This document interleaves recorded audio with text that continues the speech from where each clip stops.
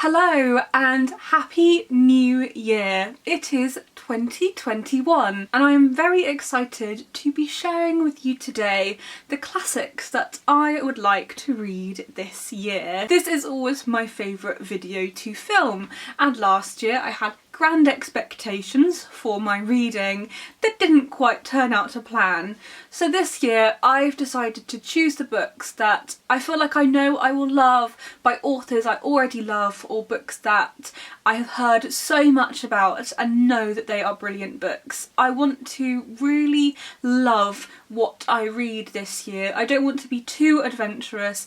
I don't want to push myself too much, because I feel like if I choose books to read that I love, I will have a good time, and then I'll want to read things that do challenge me more, that I haven't read before by new authors. So that is my grand plan. For those of you who don't know or might be new here, my name is Lucy and I host the Classics Community Reading Challenge.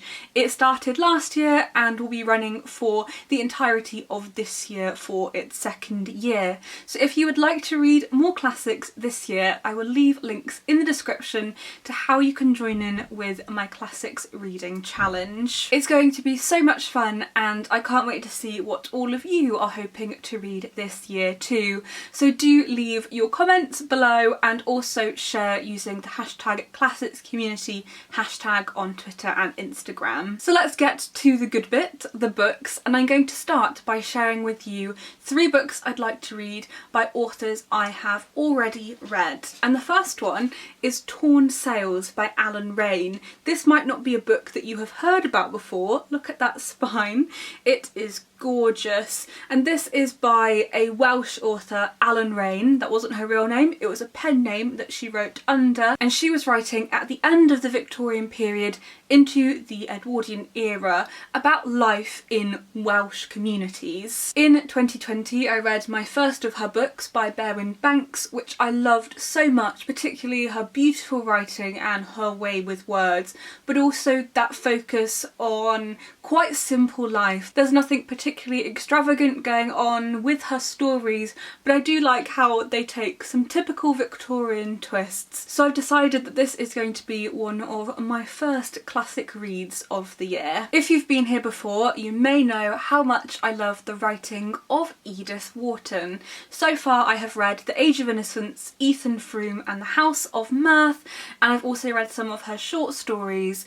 And the book on my classics TBR for this year is Summer, which I think is going to be another heartbreaker. I'd intended to read this last year, but as it's called Summer, I thought that I should probably read it in the summer, and the autumn crept upon us and I hadn't read it. But it's described as a story of forbidden sexual passion and thwarted dreams set against the backdrop of a lush summer in rural New England. So I think it might be slightly different to some of her novels set in New York, but I still think it's going to be amazing. And it's also said that she regarded it as one of the best of her novels, with its honest depiction of a young woman overturning the rules of her day and attempting to live on her own terms, which is exactly what Edith Wharton's books are about. I love their sense of independence, I love their main characters and the way that the stories are told. I cannot wait to read more Edith Wharton this year. Another book now from one of my all-time favourite authors. I have featured this on previous TBRs but haven't read it, so 2021 is going to be the year. This is The Mayor of Casterbridge by Thomas Hardy. I've read a lot of Thomas Hardy now, particularly a lot of his major novels like Tess of the D'Urbervilles, Jude the Obscure, Far from the Madding Crowd, and I think that The Mayor of Casterbridge is the final one of those big, very popular novels of his that I haven't read. I've already read the beginning of this, and the opening chapter starts with the main character, Michael Henchard, selling his wife, which is a very interesting premise, and I can't wait to see how Thomas Hardy develops that further in the novel. For some new to me authors now, but certainly not new to the world, I would like to read some Agatha Christie, and I have chosen Murder on the Orient Express for the first one. I'm not sure if it's a good place to start, but it's so popular and so many people love it and know the story that I thought I would start with this one. I don't have many expectations, which I know probably isn't the thing to say. I just don't know if I'm going to enjoy it or if this is going to be my thing. I don't read a lot of murder mysteries or detective novels or anything like that, but I've read quite a few children's detective novels this year and I really enjoyed that, so I wanted to go back to the Queen of Crime herself and read some Agatha Christie. I have a few others to read, so if you have any suggestions for where I should start, if Murder on the Orient Express isn't the best place, then please do let me know because I would love your suggestions. I don't really feel like I need to explain what this one is about. I think the title says it all. It is a murder on the Orient Express. I know that so many of you are going to be excited about my next inclusions, and this year I read part of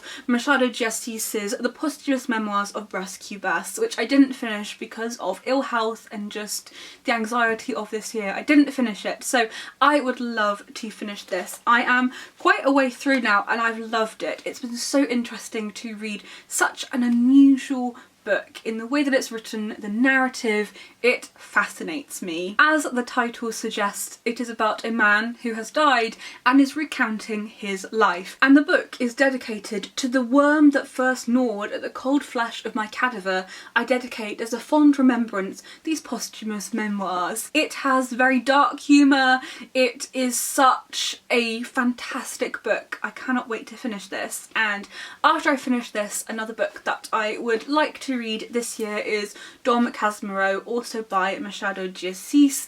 I think I'm going to really love his writing, as I've already loved the bits of his books that I have read, and so many of you told me that I had to read this, so I really must. I'm pretty sure I'll be talking about these a lot once I have read them, so do check back throughout the year to see my thoughts. The other book I'd like to read this year that is a work of Brazilian literature is The Hour of the Star by Clarice Lispector, which I again think I'm going to really love. It's a very short book, but I feel like it's really going to pack a punch and I don't think I'll be forgetting it in a hurry. She had a very unusual writing style that makes it very difficult to translate her work, and I think she was often frustrated in her life at how her books were translated. But what I'm loving about reading classics from other cultures and other countries around the world from different times in the past is the wealth of narrative style, the structure of the stories, the way that they are told.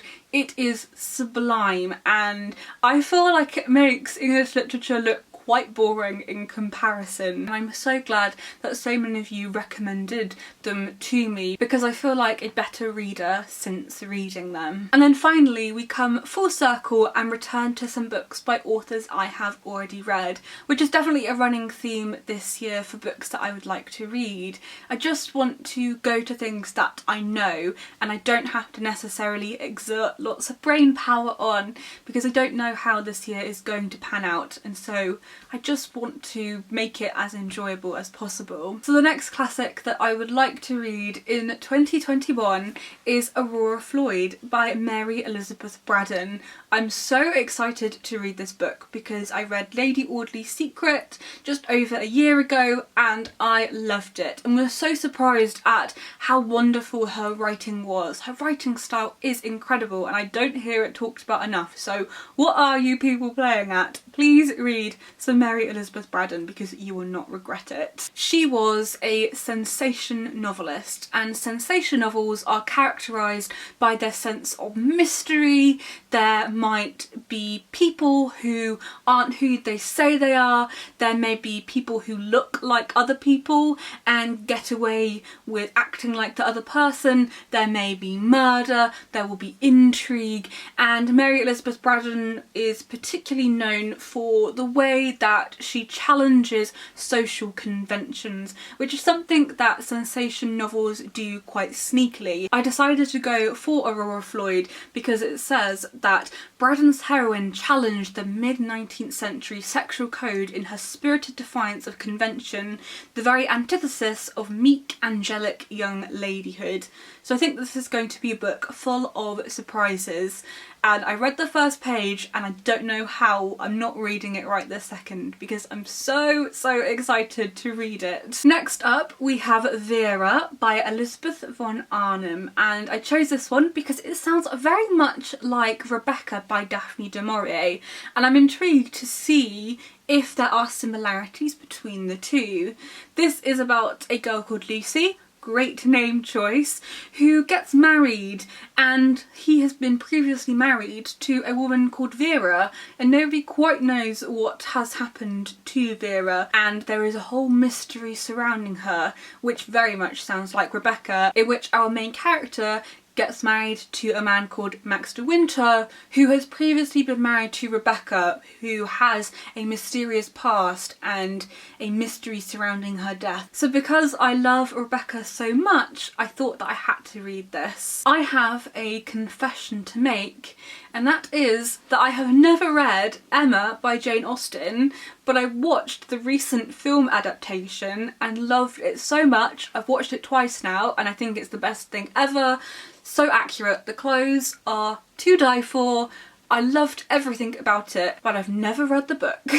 And I featured it on previous TBRs, still haven't read it. But because I love the film so much and love the story, I thought, come on Lucy, you've got to read the book. So that is basically the one book that I am going to make myself read this year. Because I haven't read it, and I love the story, I love everything about it, so why haven't I read it? I don't know, I can't answer that question. Emma is about, no surprises here, Emma, who is a very wealthy young lady who likes to matchmake and meddle in other people's affairs, which gets her into trouble, means that she makes sometimes the wrong decisions, but even though she's very unlikable, I still kind of love her. This is the Vintage Classics edition, and the quote on the back says, "Dear Papa, you cannot think that I will leave off matchmaking," which perfectly explains what the story is about. I need to read it. We all know I need to read it. Please put pressure on me to read it.